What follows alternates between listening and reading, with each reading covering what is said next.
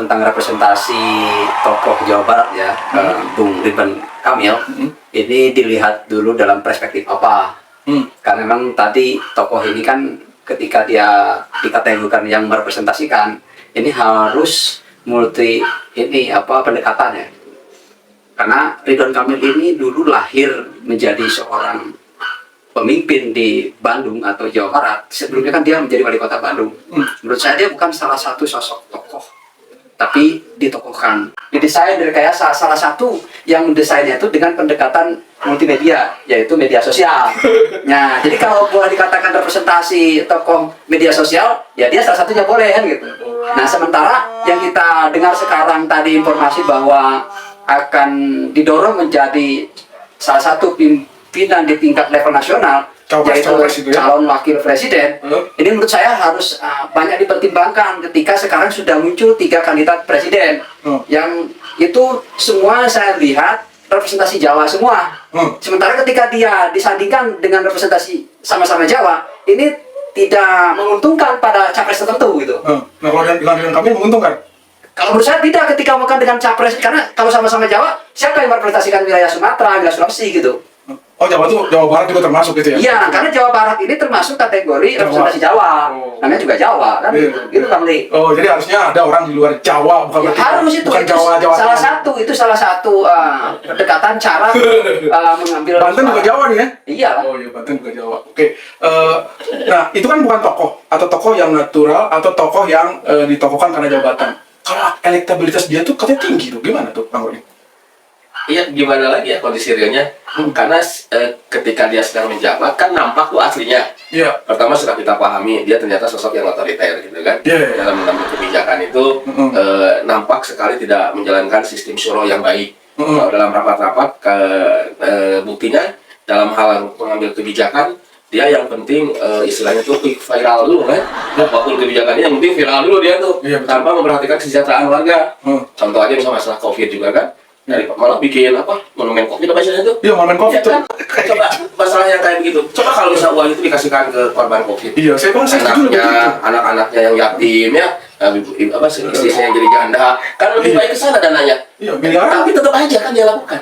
Kenapa? Karena dia tadi otoriternya. Termasuk masalah patung yang sekarang juga ternyata kan didapatkan berita atau kabar yang konkret, DPRD tidak dilibatkan, bahkan stafnya sendiri tidak dilibatkan.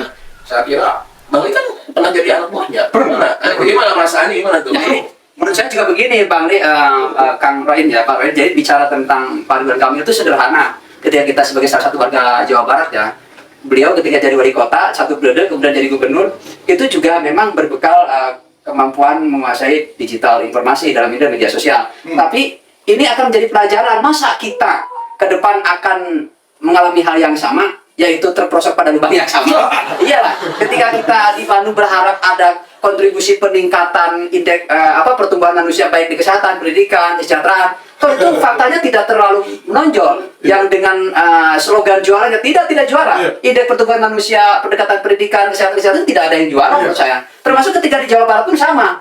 Juara lahir batin. Mana indikator lahir batin di sini? Ada nggak yang benar-benar juara dan ini dapat dirasakan betul tadi disampaikan oleh Kang Roin. Nah, ini jangan-jangan yang ketiga kalinya hal yang sama dilakukan gitu. Ya, apakah seperti itu?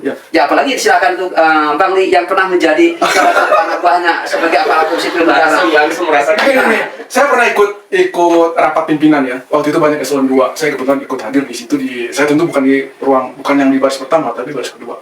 Nah, waktu itu Pak RK tuh memimpin rapat, kemudian di ujungnya rapat itu dia bilang, "Oke ya, semua sudah paham, tinggal dikerjakan, tidak ada pertanyaan."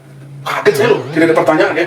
Waktu saya ikut rapat Pak Dani Setiawan, saya ikut rapat Pak Aher, itu di akhir rapat tuh beliau buka, ada pertanyaan nggak dari Bapak Ibu sekalian, biar kita diskusikan. RK enggak. Jadi nggak ada yang berani bertanya, jadi harus melaksanakan apa yang dia kerjakan. Nah, menurut Bang Li sendiri, kenapa itu bisa terjadi gitu? Ya, saya udah bilang dari awal, pada saat teman-teman memilih RK sebagai wali kota atau sebagai gubernur, hati-hati kawan kita ini kupingnya nggak ada. Jadi tuli ya? Tuli nggak ada, kalau dipanggil denger. Oh, dengar. Masa tuli terhadap pertanyaan? saya waktu itu langsung nanya ya, kaget juga mukanya gitu kan. Di situ saya belajar, Pak, ini kawan saya ini kok tidak seperti yang terjadi di ITB ya, bahwa dialog itu dibuka dengan sangat frontal dan sangat Enggak. Padahal dalam Islamnya dikenal miftahul ilmi su'alun. Apa tuh? Jadi menyelesaikan sesuatu hal itu dengan bertanya. Nah, Hanya begitu. itu yang saya heran. Itu pengalaman saya. Banyak lagi lah pengalaman yang saya ceritakan. Nanti kalau saya ceritakan udah gibah. Bukan. Nah, saya pengen Ini kan bicara pengalaman. saya pengen tanya lagi nih. Apakah kalau ini dipasangkan dengan Pak Ganjar ya, atau dengan Pak Anies, atau dengan Pak Prabowo? Saya tanya dengan Pak Ganjar dulu nih. Karakternya kan beda banget ya. Ya, Iya. Pak Ganjar itu kayak low profile. Kalau saya bilang ya, Kang Rocky sama Kang Aceh bisa nilai sendiri. Kalau Jateng itu semuanya tuh Jateng Gayeng, apa gitu ya. Kalau Jabar tuh Jabar juara, kayaknya tuh pengen ajol-ajolan gitu ya orangnya gitu. Bukan Jabarnya saya bilang ya, tapi Pak Ridwan Kamil membawa kita tuh seperti pengen menjadi suatu yang hebat. Bener juga sih ya. Tapi apakah itu cocok secara personality? Kalau Kang Roy ingat ya, tentu Kang Aceh dengan Kang Roy juga bisa lihat orang secara cepat ya, nggak perlu jadi psikolog gitu. Gimana? Iya, kalau saya tetap menilai itu dengan realita yang ada. Penilaian terhadap Ridwan Kamil 4 tahun yang lalu dengan sekarang, itu banyak perubahan masyarakat itu. Apalagi Jawa Barat, mayoritas beragama Islam 98%. Nah, dulu juga menang kan suara siapa? Suara masyarakat Jawa Barat, ormas-ormas Islam. Nah, sekarang di internal ormas-ormas Islam aja banyak yang merasa tidak diakomodir keinginannya oleh gubernur sekarang ini. Banyak yang gitu ya? bahkan malah dibikin semacam ada debat-debat di masyarakat. Contoh konkret lah misalnya, ketika beliau mengumumkan saya membantu Nahdlatul Ulama sekian rupiah gitu kan. Ternyata di internal Nahdlatul Ulamanya juga kan ada yang merasa tidak mendapatkan, tapi ada juga yang mengatakan oh ya dapat. Akhirnya kan jadi ramai di internal kan.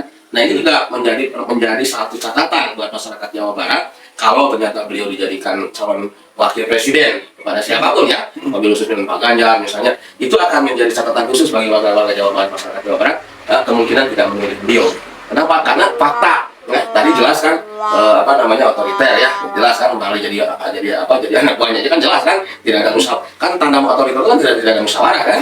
Itu satu ya. Ini fakta ya. Saya kan dapat info dari abang sendiri. Faktanya otoriter tidak ada musyawarah. Dan memang Quran mengatakan begini, kalau orang itu sudah otoriter, pasti istilahnya itu kalau dalam bahasa politiknya itu akan ada peluang-peluang untuk menyalahgunakan kekuasaan. Nah, kebijakan-kebijakan itu tadi akhirnya tidak melalui musyawarah yang benar kan. Nah, dengan demikian Quran mengatakan orang-orang penguasa yang seperti itu pasti akan Allah butakan atau akan Allah tulikan. Jadi tadi secara fisik memang tidak buta tidak tuli, tapi rohani ya. Padahal jargonnya Jawa Barat itu kan juara lahir dan batin. Dan ternyata sekarang kan hanya prioritas lahir aja. Batinnya sudah dibutakan, ditulis. Ya, dan selalu membangga-banggakan mendapatkan 500 sekian penghargaan. Ya itu mah dari lahir. Tapi rakyat merasa nggak ada penghargaan. Ya itu. Penghargaan ini kan simbolik, Bang Lik. Buat siapa itu? Ya, dia buat sosok pribadinya, bukan buat masyarakatnya. Nah, kemudian tadi bicara tentang Bang Li, disandingkan dengan capres-capres yang sudah ada. Menurut saya memang secara politik ya hak individu silakan sah-sah saja. Dia mau jadi cawapres siapapun. Tapi kan ketika untuk merebut kemenangan ini kan harus berbagai pendekatan dan perspektif ya. Tidak hanya dalam satu perspektif dan pendekatan, melainkan harus berbagai macam varian pendekatan. Salah satu diantaranya ketika bicara dengan Kamil ini akan disandingkan dengan Ganjar ya. Jadi kan memang ada sisi yang sama-sama mantan gubernur ya. Tapi ada yang hal perlu kita garis bawahi ya.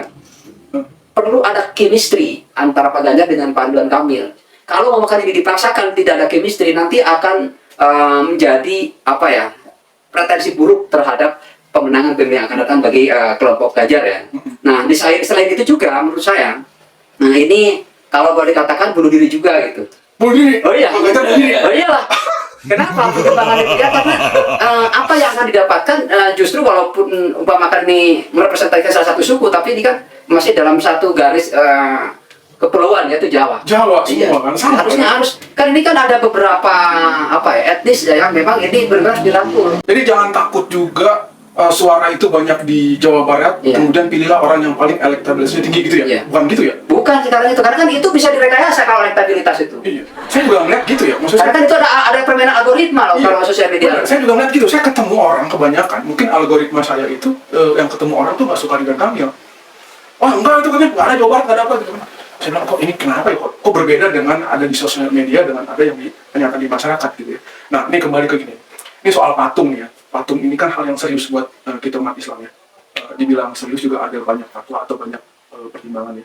Tapi kalau saya cuma pengen lihat nih, kalau patung itu benar-benar terjadi dibangun, kalau Kang Roy sama Kang Aceh, ini gitu. Saya dulu. Iya. Kamu aja. Kita kan sudah tahu lah prinsipnya tadi kewenangan itu kan gubernur ada kewenangan tadi kan. Ya saya katakan tadi akhirnya dia memakai kewenangannya. Ada bahasa orang Sunda itu mana yang benar tapi kalau saya ayu. Nah jadi dia memanfaatkan kekuasaannya. Nah kalau betul tetap dibangun ya.